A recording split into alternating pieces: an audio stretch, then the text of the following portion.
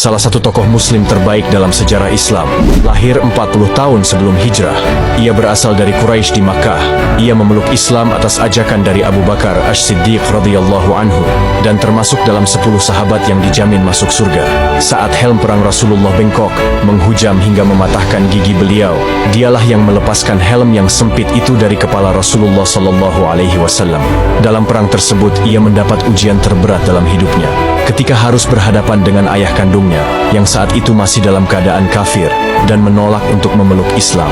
Ia berusaha sebisa mungkin untuk menghindari ayahnya. Namun sang ayah terus mengejarnya meskipun berkali-kali ia lari dari hadapan beliau. Hingga pertarungan pun tidak terelakkan. Dan ia pun memenangkan pertarungan dengan ayahnya tersebut. Rasulullah sallallahu alaihi wasallam pernah bersabda, "Sesungguhnya setiap umat ada penjaga amanahnya, dan penjaga amanah bagi umatku adalah Abu Ubaidah bin Al-Jarrah." Salah satu tokoh muslim terbaik dalam sejarah Islam. Seorang pemimpin Bani Aus, salah satu suku yang bersekutu dengan Rasulullah. Beliau memeluk Islam pada tahun 622 Masehi. Ketika Rasulullah hijrah ke Madinah, beliau terkena lemparan anak panah musuh dalam perang Khandaq, yang menyebabkan lukanya semakin parah. Meski demikian, beliau masih berdoa agar bisa menyelesaikan urusannya dengan Bani Quraizah, suku Yahudi yang berkhianat kepada Rasulullah sallallahu alaihi wasallam. Beliau ditunjuk oleh Nabi sebagai hakim untuk menghukum Bani Quraizah. Beliau memutuskan bahwa semua laki-laki dewasa dari Bani Quraizah harus dihukum mati, sedangkan wanita dan anak-anak menjadi tawanan. Keputusannya didasarkan pada hukum Taurat yang berlaku bagi kaum Yahudi. Ia meninggal beberapa hari setelah memberikan keputusan tersebut. Rasulullah sangat bersedih atas kepergiannya. Rasulullah Shallallahu Alaihi Wasallam bersabda bahwa kematiannya telah mengguncang arsy-Nya Allah dan jenazahnya diantar oleh 70.000 malaikat.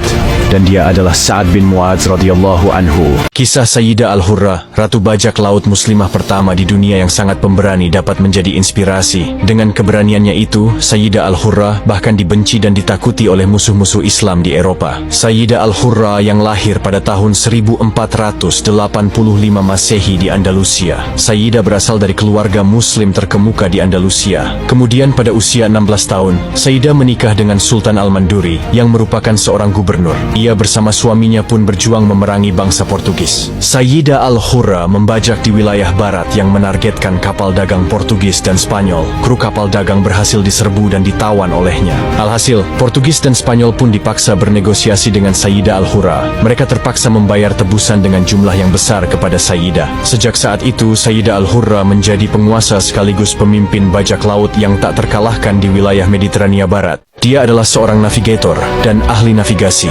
Ibnu Majid, pelaut muslim yang dijuluki Sang Singa Laut. Ia lahir di Julfar, sebuah desa di Teluk Arab pada tahun 1432 Masehi.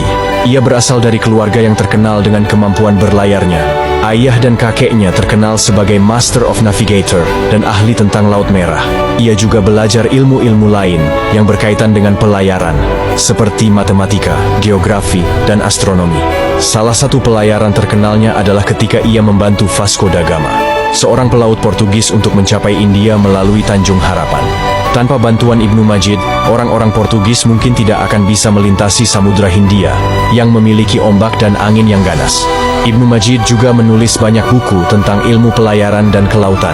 Buku terbaiknya adalah kitab Al-Fawaid fi Usul Ilm Al-Bahr wa Al-Qawaid. Ia adalah salah satu bukti bahwa Islam telah memberikan kontribusi besar bagi peradaban dunia. Dia adalah bapak filsafat Islam. Al-Kindi, filsuf pertama dari kalangan Islam, sekaligus tokoh penggerak filsafat Arab, hingga sering disebut sebagai bapak filsafat. Dia seorang cendekiawan yang bekerja di Bait Al-Hikmah Baghdad, mempelajari dan mengolah pemikiran filsafat Yunani, dan meramunya untuk dunia Islam.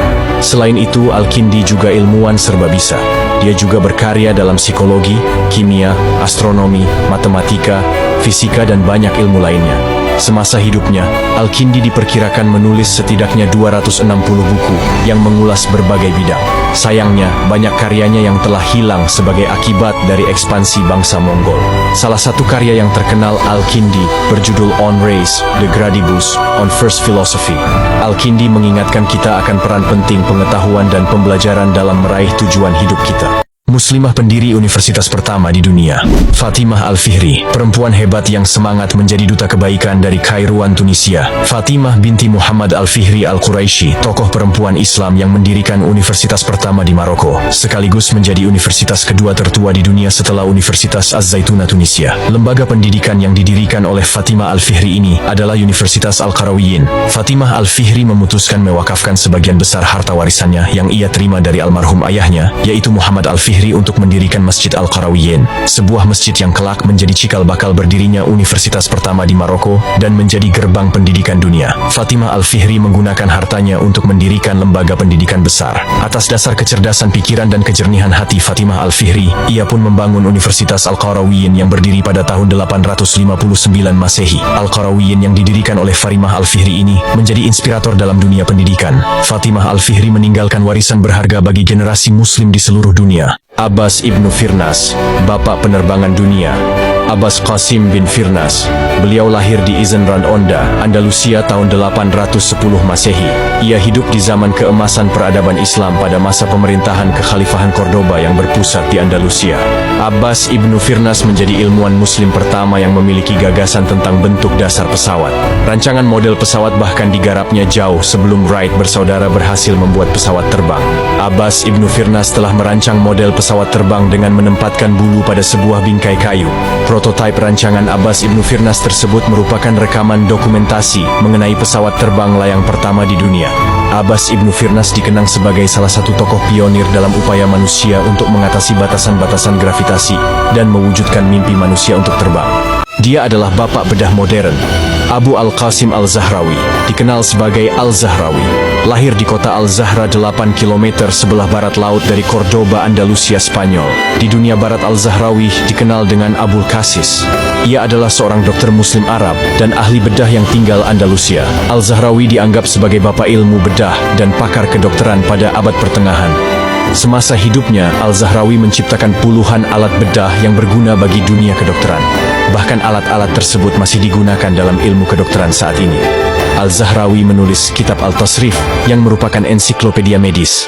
Al-Tasrif dapat dianggap sebagai karya yang sangat penting dalam sejarah kedokteran, karena menjadi referensi standar dalam kedokteran Islam dan Eropa selama lebih dari setengah abad. Al-Zahrawi menulis tentang cara mendiagnosa penyakit dan mengatakan bahwa seorang dokter yang baik harus selalu mengandalkan pengamatannya sendiri terhadap pasien dan gejalanya. Malahayati, laksamana perempuan pertama di dunia. Ia berasal dari keluarga bangsawan dan cicit dari Sultan Salahuddin Shah. Ia belajar di Akademi Militer Kesultanan dan menjadi kepala pengawal istana.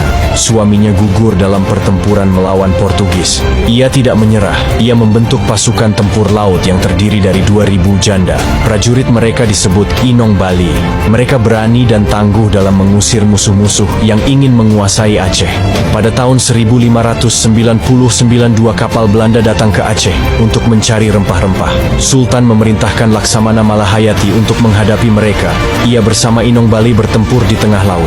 Mereka berhasil menghancurkan dua kapal Belanda. Laksamana Malahayati pun berduel dengan Cornelis de Houtman, pemimpin kapal Belanda. Ia menewaskan Cornelis dengan rencongnya. Laksamana Malahayati adalah legenda dan simbol perlawanan bagi rakyat Aceh dan bangsa Indonesia.